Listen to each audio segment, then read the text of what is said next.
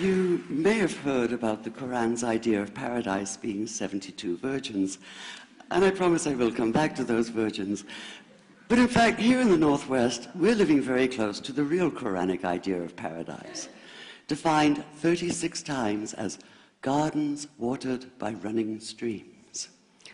Since I live in a houseboat on the running stream of Lake Union, this makes perfect sense to me. But the thing is, how come it's news to most people?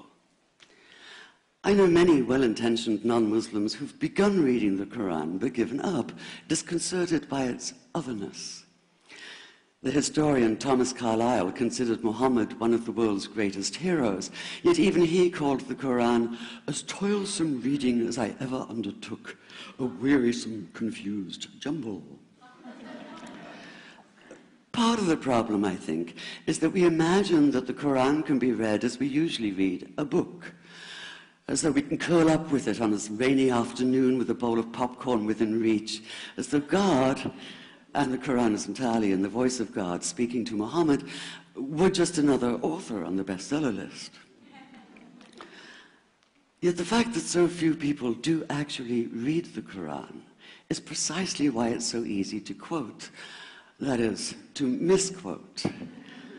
Phrases and snippets taken out of context in what I call the highlighter version, which is the one favored by both Muslim fundamentalists and anti-Muslim Islamophobes.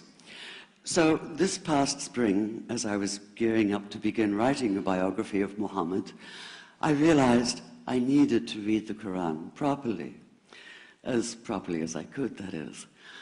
My Arabic's reduced by now to wielding a dictionary, so I took 4 well-known translations and decided to read them side by side, verse by verse, along with a transliteration and the original 7th century Arabic.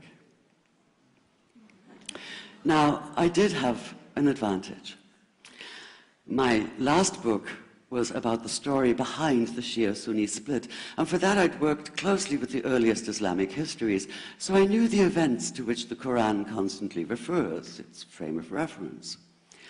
I knew enough, that is, to know that I'd be a tourist in the Quran, an informed one, an experienced one even, but still an outsider, an agnostic Jew reading someone else's holy book.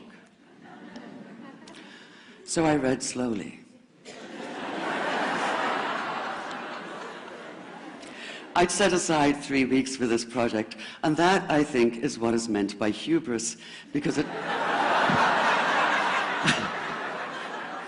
turned out to be 3 months. I did resist the temptation to skip to the back where the shorter and more clearly mystical chapters are, but every time I thought I was beginning to get a handle on the Quran, that feeling of, I get it now, it'd slip away overnight, and I'd come back in the morning wondering if I wasn't lost in a strange land. And yet the terrain was very familiar. The Quran declares that it comes to renew the message of the Torah and the Gospels, so 1/3 of it reprises the stories of biblical figures like Abraham, Moses, Joseph, Mary, Jesus. God himself was utterly familiar from his earlier manifestation as Yahweh, jealously insisting on no other gods. The presence of camels, mountains, desert wells and springs took me back to the year I spent wandering the Sinai desert. And then there was the language, the rhythmic cadence of it, reminding me of evenings spent listening to Bedouin elders recite hours-long narrative poems entirely from memory. And I began to grasp why it's said that the Quran is really the Quran, only in Arabic. Take the Fatiha, the 7-verse opening chapter that is the Lord's Prayer and the Shema Israel of Islam combined. It's just 29 words in Arabic, but anywhere from 65 to 72 in translation. And yet the more you add, the more seems to go missing. The Arabic has an incantatory, almost hypnotic quality that begs to be heard rather than read, felt more than analyzed. It wants to be chanted out loud, to sound its music in the ear and on the tongue. So the Quran in English is a kind of shadow of itself, or as Arthur Arbery called his version, an interpretation. But all is not lost in translation. As the Quran promises, patience is rewarded, and there are many surprises. A degree of environmental awareness, for instance, and of humans as mere stewards of God's creation, unmatched in the Bible.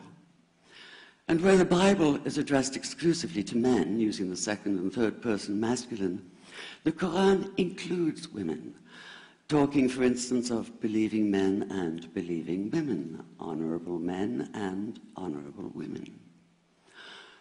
Or take the infamous verse about killing the unbelievers.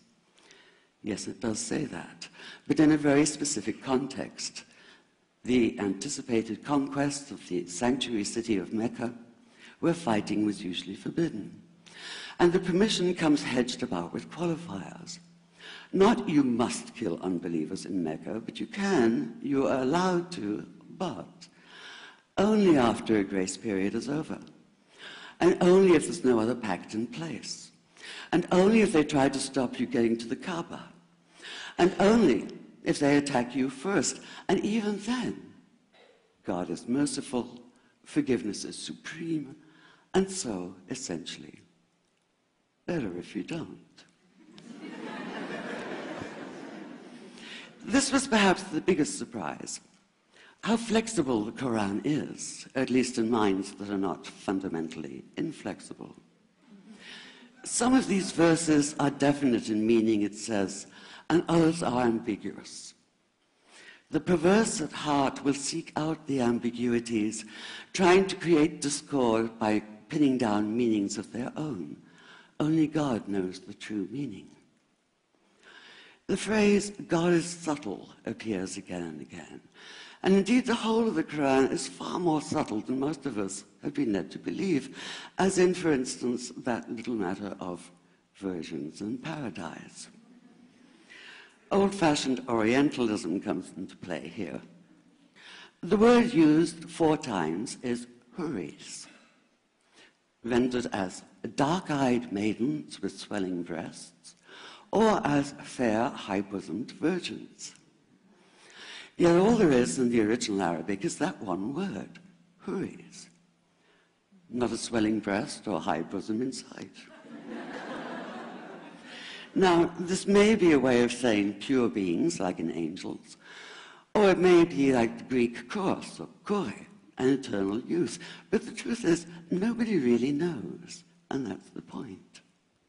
Because the Quran is quite clear when it says that you will be a new creation in paradise, and that you will be recreated in a form unknown to you, which seems to me a far more appealing prospect than a virgin.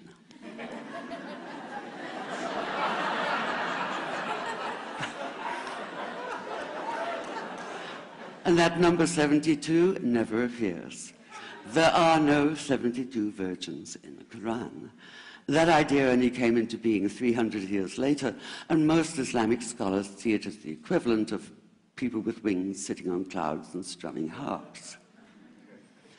Paradise is quite the opposite.